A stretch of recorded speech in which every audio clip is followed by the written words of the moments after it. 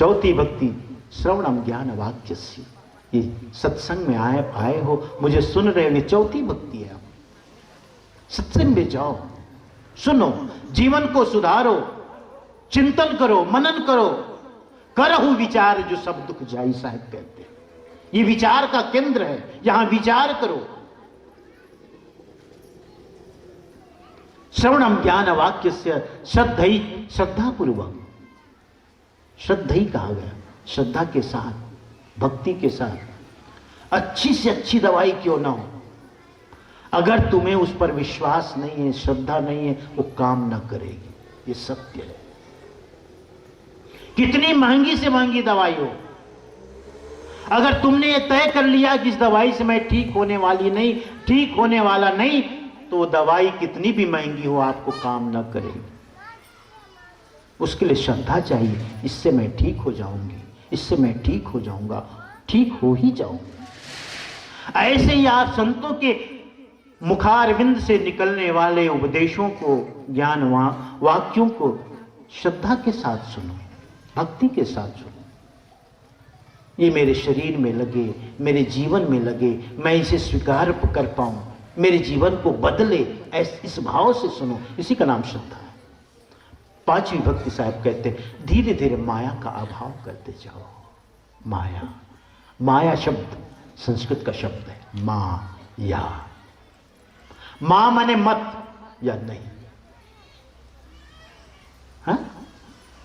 मां माने मत भी होता है, ये चतुर्थी का रूप है।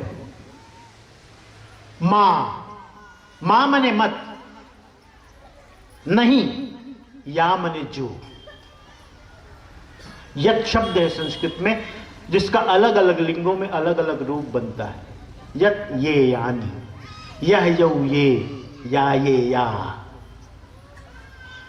नपुंसक लिंग में रूप बनता है यत ये यानी, पुल्लिंग में रूप बनता है यह यौ ये, स्त्रीलिंग में रूप बनता है या ये या।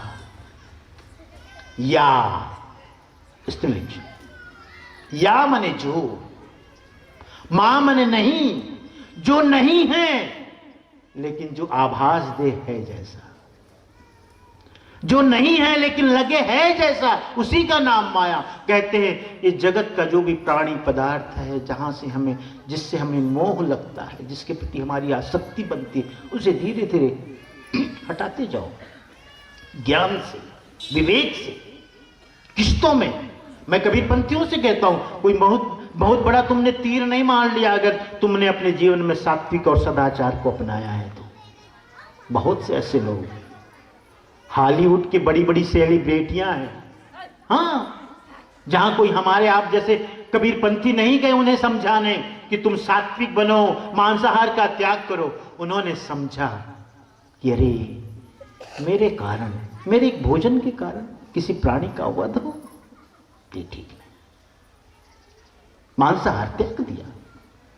आपने भी अपने जीवन से मांसाहार का त्याग कर दिया है, शराब का त्याग कर दिया है, व्यसनों का त्याग कर दिया है, मादक पदार्थों का त्याग कर दिया है। इतने से ही काम नहीं चलेगा। ये तो स्थूल माया है, झीनी माया और भी है। धीरे धीरे काम से, क्रोध से, लोभ से, मोह से, मद से, मत्सर से धीरे धीरे उसका त्याग करो। असंग होते जाओ, हल्के होते जाओ, धीरे धीरे सबको त्याग करो। मान, अपमान, हानि, लाभ, जय, पराजय, सबसे अलग होते जाओ। इसी को साहब ने कहा धीरे धीरे अपने मन से माया का अभाव करते जाओ। ये पांचवी भक्ति। छठी भक्ति कहते हैं सार और असार में भेद करना जानो। सार, सत्यलोक सार है।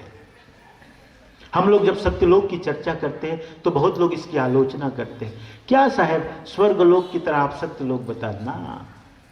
स्वर्गलोक और सत्यलोक में बहुत बड़ा भेद है। सत्यलोक ऐसा कोई लोक भी नहीं है जहां जाना है और पहुंचना, ये काव्यात्मक वर्णन है। निज पद की स्थिति ही सत्यलोक है। सत्य की आपको अभी मैंने सत्य का वर्णन किया। क्या है सत्य? जो त्रिकालाबाधित है, जो तीनों अवस्थाओं में एक जैसा रहने वाला है। संसार में तुम देखो, अपने चैतन्य के अतिरिक्त सब में बदलाहट का गुणधर्म है, परिवर्तनशीलता का गुणधर्म है। सब बदलता है, बदलता है कि नहीं? बोलो। मैं जब इस बार बुरई आया तो मुझे समझ में नहीं आया मैं किधर से आ रहा हूं, कहां पहुंचा, क्या हुआ। संतों ने कहा साहब बुरई आ गए। वो फ्लैक्स बैनर का जो बोर्ड बना रहता है वो सब देखा, अच्छा बुरई लिखा, आ गए बुरई। सड़कें बदल गई, मकान बदल गए, छोटे थे बड़े हो गए, बड़े थे और बड़े हो गए, जो और बड़े थे वृद्ध हो गए ना। बेटा जो थे शादियां हो गई उनकी, बेटियां अपने घर को चली गई, छोटे छोटे बच्चे बड़े होते चले गए। जगत में समस्त जो आप देखने को मिलता है, दृष्टिगोचर होता है, सब परिवर्तनशीलता के गुणधर्म से युक्त है, बदलाहट के गुणधर्म से। आज जो अपना मित्र है कल वो शत्रु हो जाता है, अपना पराया, पराया अपना हो जाता है। यही है जगत, यही है संसार। इसी में आपको विवेक करना है, क्या सार है, क्या असार है। और साहब ने कहा धन तो सोई धन है संतों, छूट जाए सो माया। जो छूट जाए वो माया है, जो तुम्हारे साथ जाए वही धन है।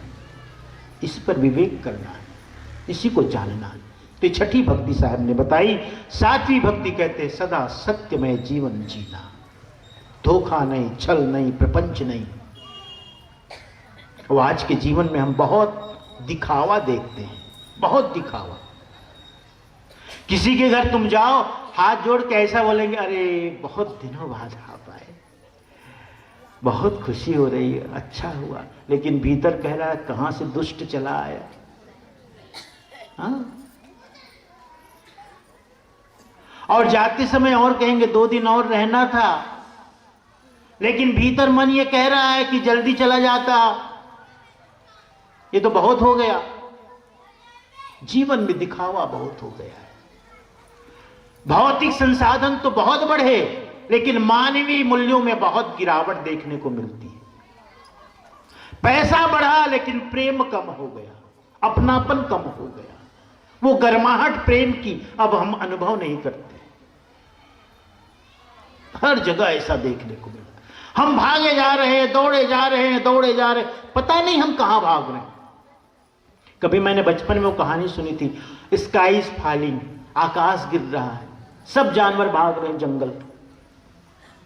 अब एक जो आगे मिले उन पूछे भाई कहां जा रहे हो भागे, उसको भी पता नहीं भाग रहा है जो, क्योंकि उसको देखा भागता वो भी भागने लगा, उस भागते हुए को दूसरे ने देखा, उसे तीसरे ने भी, बस भागे जा रहे। पहला को दूसरे ने देखा, दूसरे को तीसरे ने, तीसरे को चौथे ने, पूछा किसी ने नहीं कि कहां जा रहे हो, बस भागे जा रहे। हम सब भी अंधी दौड़ में भागे जा रहे। ये अंधी दौड़ है। इस अंधी दौड़ में पद की दौड़, प्रतिष्ठा की दौड़, धन की दौड़, इसमें प्रेम कम होता जा रहा है। प्रेम की गर्माहट अब अनुभव में नहीं आती, नहीं आती। ये बड़ी दुखद बात है। सातवीं भक्ति जब साहब कहते हैं कि सत्यमय जीवन हो, दिखावा ना हो, जो सुनो वही कहो, जो देखो वही कहो, इसलिए तपमय जीवन है। सत्यमय जीवन तपमय जीवन है। सांच बराबर तप नहीं कहा साहब ने। ये सातवीं भक्ति सदगुरु ने बताई। आठवीं भक्ति कहते हैं समदृष्टि, सबके प्रति एक दृष्टि, समदृष्टि हो, बराबर की दृष्टि। कुत्ता हो, बिल्ली हो, गाय हो, बैल हो, भैंस हो, सबके प्रति समदृष्टि हो, अपना जैसा मानो। कोई छोटा नहीं, कोई बड़ा नहीं, कोई छोटी जाति का नहीं, कोई बड़ी जाति का नहीं, सबके प्रति। और देखो जो अध्यात्म की ऊंचाई पर धीरे धीरे जो बढ़ता जाता है, उसके जीवन में अपने आप देखने को मिल जाता है, ये लाना नहीं पड़ता। इसलिए मैं एक बात बहुत जोर से कहता हूं, कोई भी व्यक्ति जो मांसाहारी होगा कभी आध्यात्मिक हो ही नहीं सकता, कभी नहीं हो सकता। क्योंकि जिसके अंदर इतनी संवेदना नहीं, कि मेरे पेट के कारण, मेरे उदर के कारण, मेरी भूख के कारण किसी प्राणी का वध हो? इतनी समझ नहीं, वो आध्यात्मिक कैसे होगा? कोई भी नहीं हो सकता, कितनी लंबी बातें करे, कितनी बड़ी बातें करे। जीव दया, जीव मात्र के प्रति दया का भाव। साहब ने एक जगह साखी कही है, बड़ी छोटी सी है, प्यारी सी है, आप सुनते हो। कहें कबीर धर्मदास से तो ही बातें सीख ली, कर साहेब को बंदगी, भूखे को कुछ दे। जीवन का सूत्र दे दिया सदगुरु ने, सीधे साधे भोले भाले भक्त को। मानो धर्मदास साहब कहते हैं, साहब मैं पढ़ा लिखा नहीं, शास्त्रों का मुझे कोई ज्ञान नहीं, ना मुझे समझ है, मुझे जीवन का सूत्र दे दो, मैं बस उसे ही सूत्र के रूप में रट लूं, याद कर लूं। धर्मदास साहब को साहब ने कहा, बस 2 बातें याद कर लो, कर साहब की बंदगी, भूखे को कुछ दे। साहब की बंदगी का मतलब क्या है? मैं साहब हूं, ये साहब हैं, जो भी यहां बैठे सब साहब, इनकी बंदगी ना। साहब की मतलब, साहब की बंदगी का मतलब जीव मात्र के प्रति सम्मान। साहिब, सा मने शरीर, हा मने हृदय, ब मने बसने वाला, जो सब जीवों के हृदय में विराजमान है, वह चैतन्य, वह साहिब, उसके प्रति बंदगी। बंदगी का मतलब सम्मान, बंदगी मने सम्मान। कर साहिब की बंदगी, भूखे को कुछ दे। जो जरूरतमंद है उन्हें कुछ दे दो जो तुमसे बन सकता है। तो प्यारे हंसनों की समदृष्टि तभी आती है जब हमारे अंदर संवेदनशीलता आती है। भगवान श्री कृष्ण गीता में कहा, विद्या विनय संपन्ने ब्राह्मणे गवि हस्तनी शुनि चैव स्वपाके च पंडिता समदर्शिना। पंडित वही है, ज्ञानी वही है जो विद्या विनय से संपन्न ब्राह्मण में और चंडाल में। हाँ, विद्या विनय संपन्न ब्राह्मणे गवि, गाय में और कुत्ते में, हाथी में, सुनी चाहिए स्वपाके च, जो समदृष्टि रखता है, एक जैसा, कोई छोटा नहीं, कोई बड़ा नहीं, कोई गरित नहीं, कोई तिरस्कृत नहीं, कोई उपेक्षित नहीं, कोई सम्मानित नहीं, एक दृष्टि। और ये सत्य है। जब आप अध्यात्म की गहराइयों को स्पर्श करने लगोगे तो आपके जीवन में एक बदलाव आएगा। सबके प्रति एक सार्वभौमिक, सार्वजनीन प्रेम हृदय में प्रकट होता है। प्यारे हंसनों, सार्वजनीन प्रेम सबके लिए, किसी के प्रति ऐसा तिरस्कार नहीं, निंदा नहीं, चाहे वो कोई छोटा सा कुत्ता ही क्यों ना हो। जो आया था उस दिन टहलते टहलते, यहां तो कुत्ते को लोग शौक में मार देते हैं, नहीं, रास्ता चलते डंडा मार दिए, पत्थर मार दिए, पूछ तो भैया क्यों मारे? बस मन किया मार दिए। तुम्हारा मन क्या मार दिया? उसको पीड़ा, उसकी पीड़ा को तुमने जानी? तुम्हारे पत्थर से, तुम्हारे डंडे से जो उसे पीड़ा हो ना।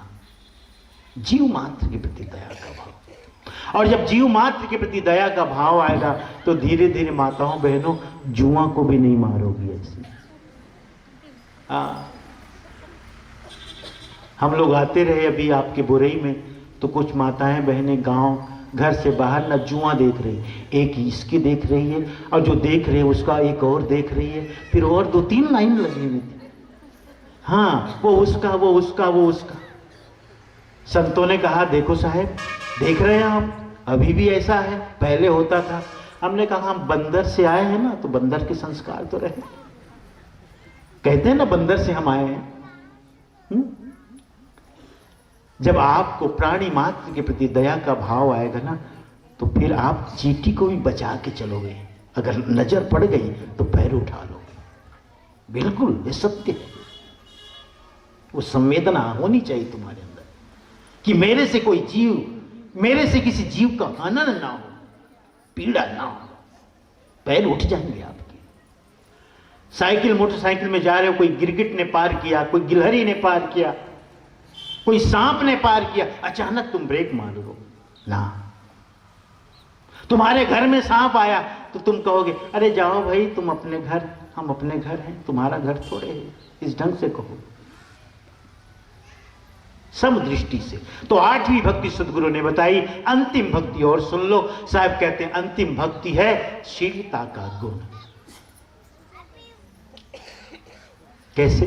दुख हो, सुख हो, हानि हो, लाभ हो, जय हो, पराजय हो, सर्दी हो, गर्मी हो, कैसा भी हो, मान हो, अपमान हो, कहना कुछ नहीं, बस प्रतिकार नहीं करना।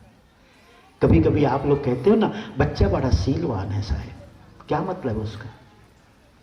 क्योंकि वो आप जो कहते हो कुछ, उसको उल्टाता नहीं है, नहीं नहीं बोलता है, हाँ ही बोलता है, शीलवान है, सुनता है, सहता है, शीलवान है। तो एक साधक और भक्त के अंदर ये शीलता का गुण आना ही चाहिए। साहब ने तो इसलिए कहा, शीलवान सबसे बड़ा सब रत्नों की खान। शील के गुण को इतना बड़ा, इतनी बड़ी गरिमा सदगुरु ने दी, सब रत्नों की खान बताए जो शीलवान है। कितनी भी विपरीत परिस्थिति क्यों न हो, उसे तुम व्यक्त न करो, उसे सहन करो। इस भाव से आया है, स्थिति आई है, परिस्थिति आई है, चली जाएगी।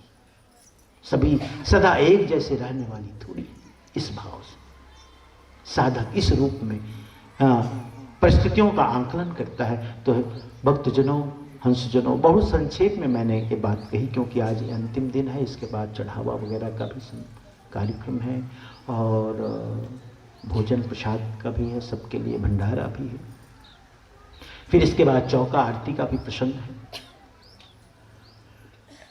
तो ये 9 प्रकार की मैंने भक्ति बताई। सदगुरु कबीर साहब ने धर्मदास साहब से कहा, हे धर्मदास जी, जो हठ योग, जो ज्ञान योग को धारण नहीं कर सकते, ऐसे भक्त को भक्ति योग को अपनाना चाहिए।